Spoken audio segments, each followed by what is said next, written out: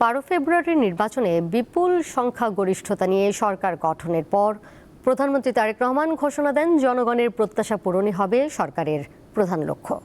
এর মধ্যে ক্ষমতার 6 মাস পূর্ণ করেছে বিএনপি নেতৃত্বাধীন সরকার। ক্ষমতায় আসার আগে জনগণের সামনে ছিল পরিবর্তন ও সংস্কারের নানা প্রতিশ্রুতি। 6 মাসে সরকার কতটা সেই প্রতিশ্রুতি বাস্তবায়ন করতে পেরেছে, সেই প্রত্যাশার কথাই উঠে এসেছে আমাদের আজকের জনতার কথায়। ত্রয়োদশ জাতীয় সংসদ নির্বাচনে বিপুল সংখ্যাগরিষ্ঠতা নিয়ে সরকার গঠন করে বিএনপি। ইতিমধ্যে ক্ষমতার 6 মাস পূর্ণ করেছে বিএনপি সরকার। এই 6 মাসে জনগণের প্রত্যাশা কতটুকু পূরণ করতে পেরেছে তা নিয়ে থাকছে আজকের জনতার কথা।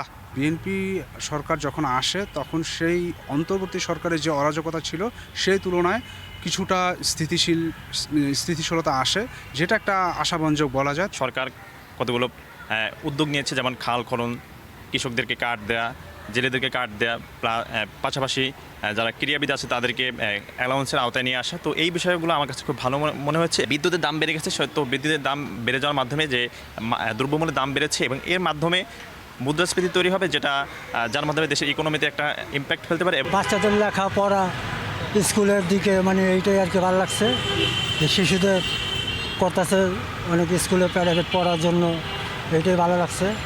আর ব্যবসা নিয়ে যে পরিস্থিতি বহুতই খারাপ, আমাদের বাজার অনেক খারাপ। আমার সবচেয়ে ভালো লেগেছিল তা হচ্ছে ফ্যামিলি কার্ড। একটু নেতিবাচক মনে হয়েছে সেটা হচ্ছে যে বর্তমান যে আমার বিদ্যুৎ এবং গ্যাসের সংকট, তারপরে সরকার আরও প্রতিশ্রুতি দিয়েছিল যে 1 কোটি 6 মাস বা 1 বছর 1 কোটি লোকের কর্মসংস্থান।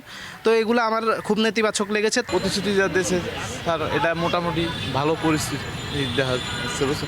আমাদের ব্যবসা বাণিজ্য মোটামুটি আল্লাহ দিলে আছে, আমরা ব্যবসা করতে পারি রোডে।